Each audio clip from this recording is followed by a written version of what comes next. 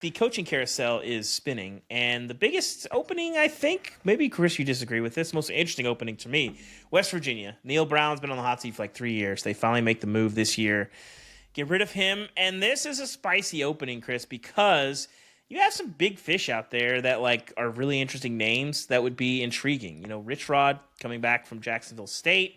A little bit of a remarriage similar to the Mac Brown UNC thing. I don't know that we'll have that happen. Jimbo Fisher loves West Virginia. He is a West Virginia native. He's been looking to get back in it. That's an interesting option there. I love the Nick Saban chatter. It's not going to happen, but it's very funny. Chris, what do you make of this job and the opening there and where they might go? So I do think it's the second best opening. Behind North Carolina? North Carolina is a clearly better job. I graded that a B+. I graded West Virginia a B. They got a lot of support there at West Virginia. Like they really love this program. The floor is high. They make a bowl game pretty much every year, but they just haven't had that high level success that they've had. They haven't been ranked since 2018. I do think, Chris, though, with the new Big 12 being so wide open, I think the upside of this job is as high as it's been since they left the Big East, for whatever that's worth. Yes, not having to compete with Texas and Oklahoma helps. Roster-wise, they're okay, but it's always hard to know now in the portal era with a change. Like, you may lose half your guys, but they got some good running backs there. Jaheim White, C.J. Donaldson. If they stay, we'll see. A weird thing about the West Virginia job, though, that school, like the school itself, is a mess. You remember E. Gordon Gee? Oh, I do. Back when he was president Little of Ohio Sisters State? of the Poor. he is the president of West Virginia, and it has been a disastrous decade. He's been president there for a long time, yeah. Their enrollment continues to decline year after year. They had to cut almost 30 majors last year and cut a bunch of faculty jobs. He's out next summer when his contract ends.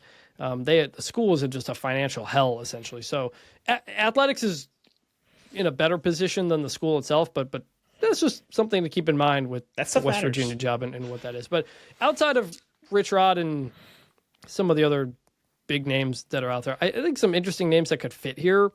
Tyson Helton, head coach of Western Kentucky, doing a really good job there. He wins 9 games every year, runs a really good offense. Tim Albin, the head coach at Ohio University, again, playing in the MAC championship. He's right near the West Virginia border. Like, that's where Athens, Ohio is. He kind of knows the area. Jamie Chadwell potentially as well, though he can kind of be picky for his next big job. Barry Odom could be in the mix for some of these Power Fours as well. A couple other names, but I think it's a talking to people kind of in the industry and the agents and everything. The thought is this is a pretty good job, but it's a low ceiling job because the resources aren't totally there. The recruiting base isn't great. So that's West Virginia. Yeah, Arkansas elected to keep Sam Pittman, but did you hear any of the buzz about the idea of bringing Odom back? I mean, that was the thought process going into the year was eventually when Sam Pittman got fired, you bring back Barry Odom, who was the DC at Arkansas and did a good job there. So that's not happening because Pittman's around. But yeah, that was something a lot of people had an eye on. Odom's a really interesting candidate. At Florida State, they weren't going to fire Mike Norvell. Sorry, guys. But after a 2-10 season, you knew changes were coming. Obviously, that starts at the coordinator spot. Tony White coming over from Nebraska. Great 2-year run for him under Matt Rule. Moves over to Florida State. And then Gus Malzahn sort of outruns the guillotine a little bit at UCF, leaves that job for Florida State. We kind of mentioned that a little bit on Sunday. Chris, you like these hires? I like the Tony White hire. I think he's a really good coach. He did a really good job there at Nebraska and other stops before that. Gus Malzahn on offense, I don't know. We talked about this, I think, on the Monday pod, but he was one of the mentors for Mike Norvell. So it's a lot like Ryan Day bringing in Chip Kelly, a coach who likes to run the ball a lot. Who the game might have passed by a little bit. his offense the last couple of years at UCF was not great. So we'll see. Damien, when you have coordinators changing, what is that like for players when, like, the larger structure is still there, but you get some new drywall in there, you get some new furnishing. What is that like for the players when you have big, not just coordinator changes, but like it seems like you're going to have wholesale changes at Florida State? Well, it really depends. It depends on who the head of the ship is, and in my experience, it's been Nick Saban and Bill Belichick. So usually, regardless of the coordinators, you should be fine. But you always have to worry about, like, when a new coordinator comes in, are they going to bring in a whole new offense, a whole new scheme? Are they going to bring in different terminology? Some of the experience I had, I went from Lane Kiffin to Steve Sarkisian, and that's in the same wheelhouse. So there wasn't much transition or much turnover from that. But then the next year, my junior year, we brought Brian Daboll in from the Patriots, and that was a whole different, playbook, different terminology. It was an NFL system, and so that transition, that was probably the hardest transition for me. There's a lot of things that Daboll tried to put in that once I got to the NFL, it made sense, but at the college level, it still didn't make much sense to me because, we weren't used to that style. So we had to change a little bit and try to make some things similar to what it had been in the past. But these are all the things that you have to worry about. And now with the fluidity of where these college kids can end up, they can go from school to school to school. Whenever you have this coaching turnover, these OC, DC turnovers, like that just makes it more likely that these kids just up and leave. So it's going to be a really interesting thing to see how teams, how head coaches manage switching up their staff, but maintaining the same players, attracting players, trying to keep their core group of guys together. What kinds of stuff were hard to understand that you didn't really get when you bring Daboll in an NFL system? What do you mean by that? That's interesting. Play calling, like the names of the plays. And like, to give you an example, in college, a lot of things are tagged. And what I mean tagged is like, so if I play, like, running back would be the H position, right? So in a passing concept, it would be H swing right or H swing left. Or for Seems an X simple enough. receiver, for an X receiver, it'd be like, this is the protection, this is the play, X stop or X dagger. So it specifically tells what guy what to do. Whereas in the NFL, it's all one-word calls where one play tells the protection, it tells the offensive line to do, it tells the receivers what routes to run, it tells the running backs who to block, what the protection is, it tells the quarterback what the whole play is. And then usually that comes with an alert to where there's a completely different play, but it's still all under one-word name. So it can be like, one play we're running Charlie Sheen, and then the next play we alert it to Chuck Norris. You know what I mean? That sounds complicated.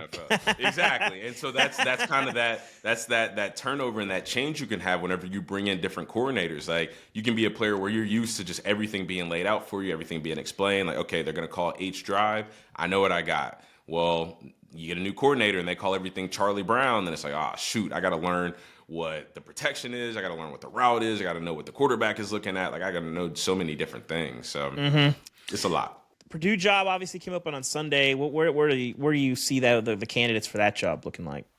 So I graded this a B as well, Purdue. It's an interesting spot because it's a Big Ten job. They have a giant TV deal, but Purdue doesn't really have the money that other Big Ten schools do. They're not great in NIL. They don't pay their coaches a ton. They do have a nice football building and stuff like that, but they're not committing to football the way a lot of others are, including Indiana and what they just did with Kurt Cignetti and the big contract and everything. Like, they went all in on him and NIL and all that stuff. Purdue is not quite there yet, and the roster is kind of a mess. They went 1-11 this year. They were the worst Power 4 team in my 134 by a lot. Like, they were brutal if you ever watched them. In terms of who could land here, they've historically had success with offensive head coaches, Jeff Brom, Joe Tiller, stuff like that. I think Jeff Monken, the Army head coach, could be one to watch. He's from Illinois. He was in the mix for the Illinois job when Bielema got it. Toledo coach Jason Candle could be in the mix here as well. Wake Forest coach Dave Clawson could keep the same color clothes if he does decide to do that. That's and big. Then Tyson Helton again, Western Kentucky, could be a fit. I think he may or may not have kind of been around this job the last time it was open. Ohio coach Tim Albin again. Like, Purdue and West Virginia, you might have some crossover there with certain candidates. When Matt Rule brought Dana Holgerson into his program, he was hopeful he could keep him, and he did. They signed him to a 2-year extension. I think that'll work out well for him. Definitely an upgrade to me from Marcus Satterfield. Interesting hire at OU, Chris. I don't know how familiar you are with Ben Arbuckle. I like what he's done. Obviously coming over from Western Kentucky, going to Wazoo. They made the most of kind of the weird offense with John Mateer this year. I don't think hey, let's snap it to our quarterback and have him sprint around and then make some plays on field. It's like the sustainable version of that offense. But this feels like something that's a high risk, high reward because you might have the next guy, but also like he's been a on-field coach for like 3 years. What did you make of that hire, Chris?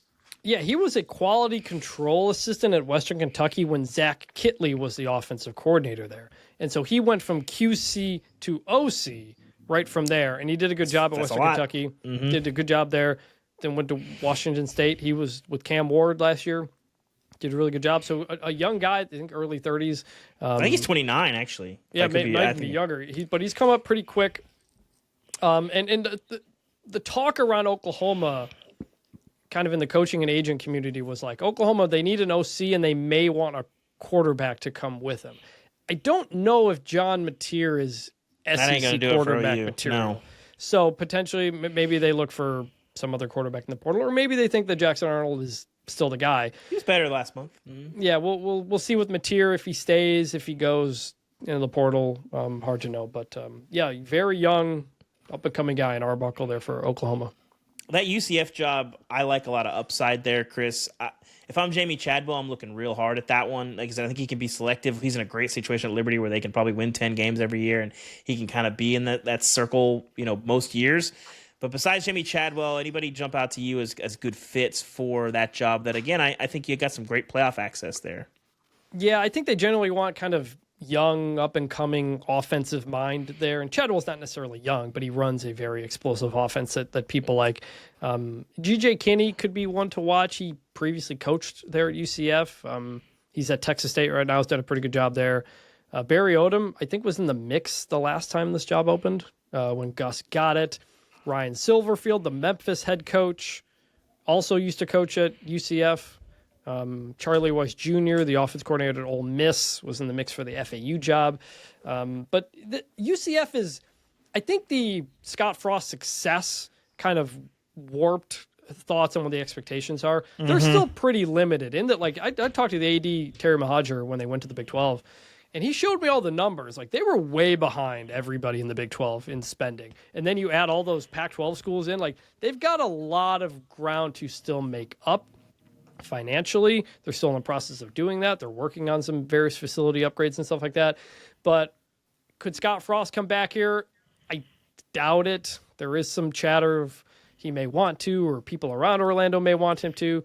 It's a different world than it was in 2017. Yeah, those things rarely go well also. Like, Mac Brown's kind of the best example. Like, Bill Snyder doesn't really count because he kind of was there anyway, but it's an interesting spot. Temple brings in Casey Keeler from Sam Houston. Scott Abel from Davidson comes in. He takes the Rice job. That's actually pretty interesting. His offense was setting things on fire in the FCS level. App State fired Sean Clark. Zach Kittley, I know him a little bit, Chris. I think you know him too. That FAU job, I think it's harder to win there than people think it is, but that was an interesting hire, a guy with a ton of upside there. The Charlotte gig, Bobby Petrino pulled out. Tony Gibson also pulled out. Where do you see that one? That one's kind of an odd job to me. They've got a kind of weird spot. By the time this is out, that may have happened. It's been expected the last day or two that this was about to pop. I think Neil Brown could be in the mix there. Tim Albin, the head coach at Ohio, could be in the mix there. There may be some divide but within Charlotte over who wants what coach, so we'll see. Again, that may happen. But as far as the rest of these, if you're wondering why Casey Keeler goes from a job in Texas to Temple, which is rarely had any success. He's from the area. He's from the Northeast. Also, Temple pays their coach like 3 times as much as the Sam Houston coach. That's why he did that. Scott Abel at Davidson. Rice is going for fun. They run a shotgun, like triple option type of thing. They ran for 780 yards in a game one time against San Diego, which they lost. But go look at his tape. It's very fun. Rice is going for fun. App State, Neil Brown potentially could be a spot there. There's some people wondering if Scott Satterfield tries to amicably depart from Cincinnati and go back home. Sounds familiar. Seems unlikely, but just it's what people are thinking. That Shannon Dawson could be in the mix around here as well. And then Zach Kittley, again, former Western Kentucky guy, Cliff Kingsbury protege, worked with Patrick Mahomes as like a student assistant. He's also, by the way, 6'7" and played college basketball. So he's going to be the tallest coach in college football, probably taller than Sean Lewis at this point. I really like that hire. Rice, FAU, they're going for offensive guys. They're going for fun. I think that makes sense for those jobs. Damien, what would you do if a coach showed up in your living room and showed you a game tape of 780 rushing yards in one game? I'd ask him what conference he was playing, if it was in the SEC. The Pioneer Football League, where they do not have scholarships. Truly a pioneer. Respect, but decline.